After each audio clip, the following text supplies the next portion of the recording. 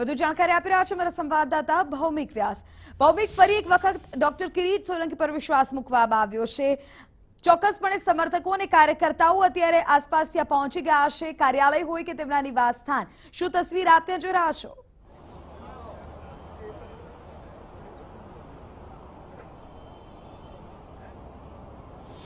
બિલકુલ, ભાજપે પોતાની ઉમેદવારોની યાદી એટલે કે 15 ઉમેદવારોની યાદી ગઈકાલે રાત્રે જાહેર કરી અને તેમાં 14 ઉમેદવારોને રિપીટ કરવામાં આવ્યા।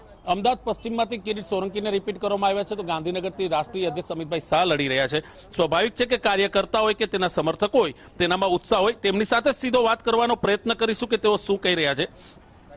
ભાજપે 15 ઉમેદવારોની યાદી જાહેર કરી છે, 14 ઉમેદવારો રિપીટ। વિશ્વાસ છે પાર્ટીને કે આ જ ચહેરાઓ પાર્ટીને જીત અપાવશે? કિરીટ સોલંકીને પણ ટિકિટ મળી ગઈ છે। હા, પાર્ટીને પૂરેપૂરો વિશ્વાસ છે કે જે પણ લોકોને રિપીટ કર્યા છે અને જે પણ નવા પણ ચહેરા જે પણ આવશે એ બધા જ 26 સીટ સાથે ગુજરાતમાં ભગવો લહેરાશે એ પાક્કું છે। ગુજરાતમાં ભગવો લહેરાશે તે પાક્કું છે। એક સમયે ચર્ચા હતી કે નવા ચહેરાઓને તક મળશે, પણ ઓલમોસ્ટ જૂના સાથીદારો ઉપર પાર્ટીનો પૂર્ણ ભરોસો આવ્યો। 100% પાર્ટીને જૂના કાર્યકર્તાઓ ઉપર વિશ્વાસ છે અને જે લોકોને બી રિપીટ કર્યા છે એ લોકો 100% જીતશે। 100% જીતશે। આપ શું માનો છો, કઈ રીતના કાર્ય છે કે જેને કારણે ટિકિટ મળી છે? ભારતીય જનતા પાર્ટીનો કોઈ પણ કાર્યકર્તા લોકસભાનું અગર ઇલેક્શનમાં જો ઉભો રહી જાય તો એ જીતીને આવશે। ગુજરાતની અંદર 26 બેઠકો ભૂતકાળમાં પણ મળી હતી અને આ વર્ષે પણ મળશે તેનો સંપૂર્ણ વિશ્વાસ છે। કાર્યકર્તાઓ પોતે જ અમિત શાહ છે એ રીતે આ ઇલેક્શન લડી રહ્યા છે।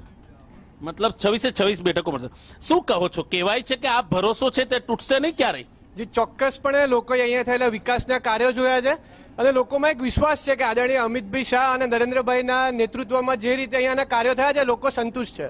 મતલબ અમદાવાદનો વિકાસ થયો છે? હા, પૂરેપૂરો વિકાસ કરવામાં આવ્યો છે। શું કહો છો, અમદાવાદનો વિકાસ થયો છે એટલે કિરીટભાઈને ટિકિટ પાછી મળી છે? ગાંધીનગરથી રાષ્ટ્રીય અધ્યક્ષ પણ લડી રહ્યા છે। સૌપ્રથમ તો મારે કહેવું છે કે અમદાવાદ શહેરમાં 3 લોકસભાની સીટો આવે છે। અમદાવાદ પૂર્વ, પશ્ચિમ અને ગાંધીનગર લોકસભામાં 4 વિધાનસભા આવે છે અમદાવાદની। અમિતભાઈ આવ્યા છે, સૌથી પહેલા ડિક્લેર થયું છે એટલે કાર્યકર્તાઓમાં એક અનેરો ઉત્સાહ જાગી ગયો છે। પોતે જ અમિતભાઈ, પોતે જ ઉમેદવાર એ તરીકે કામ કરવાના છે અને 100% ઇન્ડિયાની સૌથી વધારે લીડથી જીતવાના છે। અને કિરીટભાઈ સોલંકીની વાત કરું, અમદાવાદ પશ્ચિમના ઉમેદવાર થયા છે।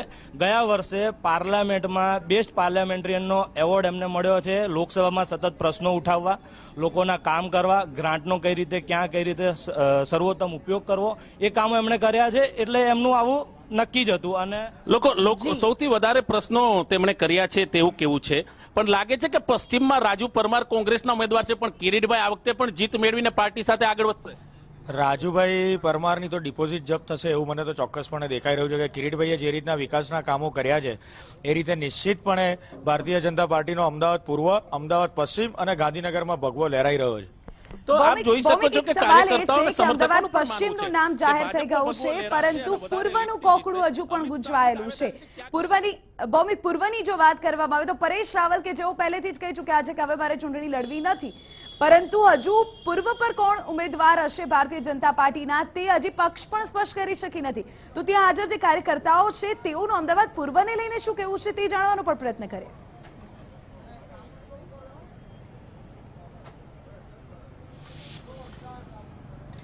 બિલકુલ, જે નામ જાહેર થયા છે તેમાં અમદાવાદ પશ્ચિમનું નામ હતું, અમદાવાદ પૂર્વનું નામ નથી। અને હું કાર્યકર્તાઓ સાથે જ વાત કરવાનો પ્રયત્ન કરીશ કે તેઓ શું કહેવા માંગે છે। અમદાવાદ પૂર્વનું નામ જાહેર નથી થયું, પરેશ રાવલ કહે છે ચૂંટણી નથી લડવી। ક્યાંક આપને લાગે છે કે નામ કેમ જાહેર નથી થયું? પશ્ચિમનું તો થઈ ગયું।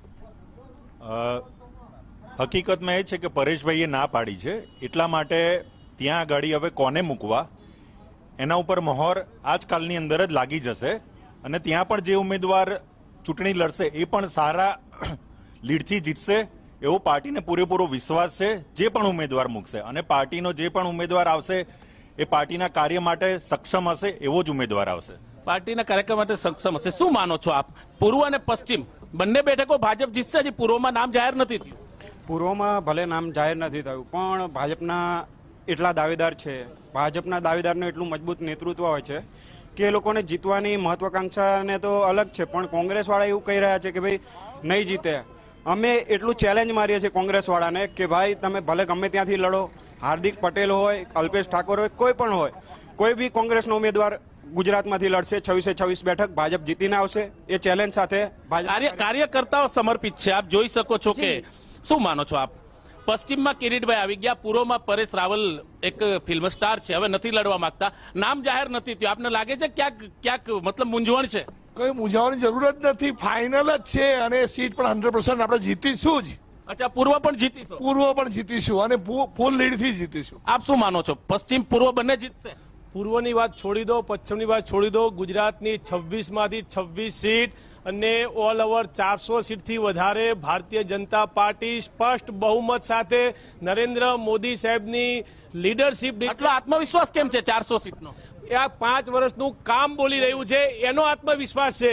કોઈ 5 વર્ષનું કામ બોલી રહ્યું છે તેનો આત્મવિશ્વાસ છે. કાર્યકર્તાઓનું કેવું છે કે પૂર્વમાં નામ કોઈ પણ આવે, પૂર્વની બેઠક પણ ભાજપ જ જીતશે, એટલે કે ગુજરાત સહિત દેશભરમાં ભાજપનો ભગવો લહેરાશે. બિલકુલ ભૌમિક, આભાર તમામ જાણકારી બદલ. તો ગુજરાતમાં અત્યારે જે અમદાવાદમાં ભારતીય જનતા પાર્ટીના કાર્યકર્તાઓ છે તેઓ કહી રહ્યા છે કે અબ કી બાર 400 કે પાર. ભલે અમદાવાદ પૂર્વ પરથી પરેશ રાવલના નામ તેઓ નથી લડવાના, મનોજ જોશીનું નામ પણ અત્યારે ચર્ચામાં છે, હજુ નામની જાહેરાત થઈ નથી, પરંતુ કિરીટ સોલંકીને લઈને સૌ કોઈ અત્યારે એ વિશ્વાસમાં છે કે જંગી બહુમતીથી જીતશે.